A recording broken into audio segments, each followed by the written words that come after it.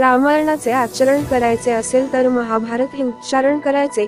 हरीश काळे, खोपोली प्रतिनिधी।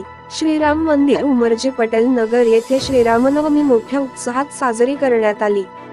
ग्रामस्थांच्या वतीने अतिशय उत्तम प्रकारे श्री राम नवमीची तयारी करण्यात आली होती। बापूजी मित्र मंडळाच्या वतीने श्री राम नवमी निमित्त दरवर्षीप्रमाणे या वर्षीही सत्कार सोहळा व बक्षीस वितरण समारंभाचे आयोजन करण्यात आले होते।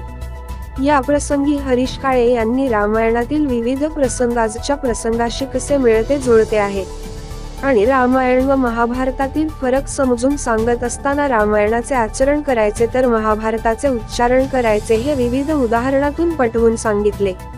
रामायणातील नात्यांचा उलगडा करत भावाचे भावांशी, जावेचे जावेशी, मुलाचे आई वडिलांशी, मित्राचे मित्राशी असलेले नाते कसे असावे हे रामायणातून शिकण्यासारखे असल्याची विविध उदाहरणे देत मुलांनी मोबाईल व टीव्हीच्या माध्यमातून आपल्या प्रगतीचे मार्ग शोधण्याचा प्रयत्न करून टीव्हीच्या माध्यमातून दाखविण्यात येणारे तुळशी रामायण सारखे उत्तम कार्यक्रम पहावे अशी सूचना हरीश काळे यांनी यावेळी केली। सकाळपासून रात्रीपर्यंत विविध कार्यक्रमाचे आयोजन करण्यात आले होते। यावेळी सालाबादाप्रमाणे यंदाही महाप्रसादाचे आयोजन करण्यात आले होते। श्रीरामांच्या दर्शनासाठी कर्जत खालापूरचे आमदार महेंद्र थोरवे, माजी नगराध्यक्ष सुनील पाटील, उद्योजक हरीश काळे, सामाजिक कार्यकर्ते संदीप पाटील, दिनेश थोरवे उपस्थित होते।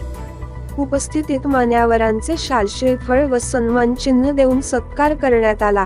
बापूजी मित्र मंडळाच्या बक्षीस वितरण समारंभास प्रमुख पाहुणे म्हणून उपस्थित असणारे माजी नगराध्यक्ष सुनील पाटील, उद्योजक हरीश काळे, माजी नगरसेवक राजेंद्र फक्के, सामाजिक कार्यकर्ते रवी हेड, मिलिंद पंडित, बीजेपीचे रामू पवार, मंडळाचे अध्यक्ष विकी इंगोले व्यासपीठावर उपस्थित होते।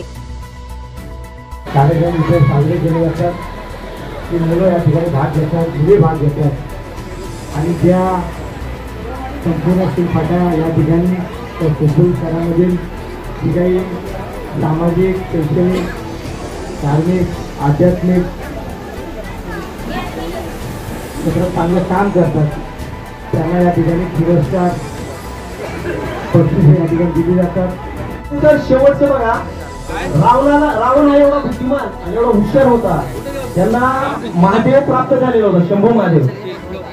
म्हणजे शंभू महादेवांनी सुद्धा वरदान दिलेलं होतं महादेवाला, पण महादेवाचं वरदान असताना सुद्धा त्याला एवढा गर्व चढला, म्हणजे राजकारणात असेल, मला एवढं सांगायचं, राजकारणात असेल किंवा समाजकारणामध्ये गर्व करू नये। तेवढा मोठा रावण तो गर्वानी गेला। ज्यावेळी तो दारासिद्धी पडला, त्यावेळी दारासिद्धी पडल्यानंतर रामाने लक्ष्मणाला सांगितले की बाबा जा, राम हा फार मोठा ज्ञानी आहे आणि त्या रावण हा फार मोठा ज्ञानी आहे, त्या रावणाकडून शिकण्यासारखं भरपूर काही लक्ष्मणा तू जा।